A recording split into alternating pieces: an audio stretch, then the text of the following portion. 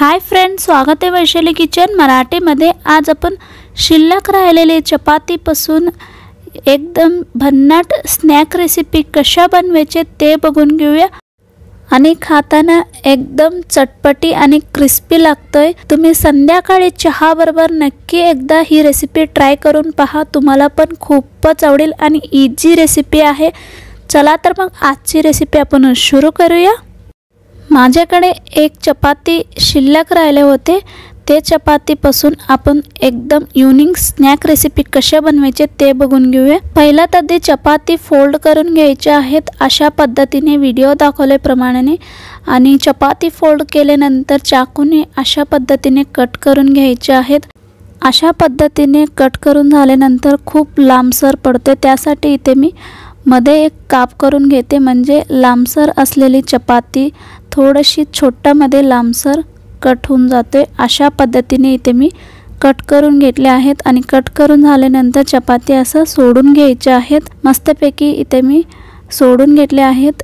इथे माझ्याकडे अजूनही अर्धा पोळे शिल्लक होते चपाती, ते पण कट करून घेते। तुम्हाला कशी हवी तसं तुम्हाला चपाती कट करून घेऊ शकता। नेक्स्ट प्रोसेस मध्ये जाऊया। इथे मी गॅस ऑन करून गॅसवर कढई ठेवले आहेत गरम करायला। यामध्ये 2 चम्मच तेल टाकून घ्या। तेल व्यवस्थित गरम झाल्यानंतर यामध्ये 1 छोटा चम्मच जिरा टाकून घ्या। जिरा व्यवस्थित तेलामध्ये फ्राय झाल्यानंतर 1 कांदा चिरून यामध्ये टाकून व्यवस्थित गोल्डन कलर येईपर्यंत आपल्याला कांदा फ्राय करून घ्यायचा आहे तेलामध्ये। कांदा पूर्णपणे ऑप्शनल आहे, तुम्हाला जर कांदा खायला नाही आवडत असले तर वापरू नका। आता छानपैकी तेलामध्ये कांदा फ्राय झाल्यानंतर कट करून घेतलेली चपाती यामध्ये टाकून छानपैकी आपल्याला गोल्डन कलर किंवा क्रिस्पी होईपर्यंत आपल्याला तेलामध्ये फ्राय करून घ्यायचे आहेत। तुम्ही इथे पाहू शकता मस्तपैकी तेलामध्ये चपाती क्रिस्पी होऊन गेले आणि छानपैकी फ्राय पण झाले आहेत। आता आपण काही मसाला टाकून घेऊया। पहिला तर इथे मी लाल तिखट टाकतोय। लाल तिखट तुमच्या चवीनुसार टाकून घ्या। आणि 1 छोटा चम्मच धन्यापूड टाकून घ्या आणि अर्धा छोटा चम्मच हळद टाकून घ्या।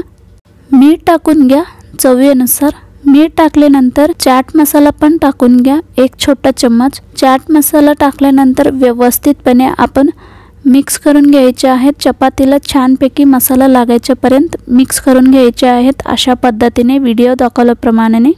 चाट मसाला नाहीतर लिंबूचा रस पण टाकू शकता।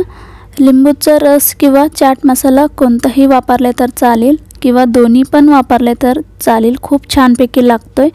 आणि मसाला मिक्स करून घेताना गॅस मीडियम हाय हीटवरती ठेवूनच हा प्रोसेस करायचा, नाहीतर गॅस ऑफ करून ही प्रोसेस करा। मस्तपैकी चपातीला मसाला लागल्यानंतर परत गॅस ऑन करून 1 मिनिट छानपैकी फ्राय करून घ्या।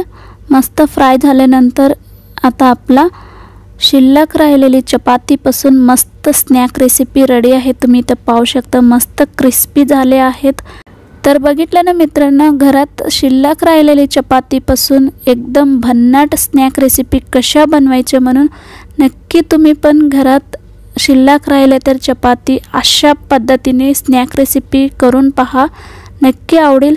आणि आजची रेसिपी कशी वाटले म्हणून मला नक्की कमेंट्समध्ये सांगायला पण विसरू नका।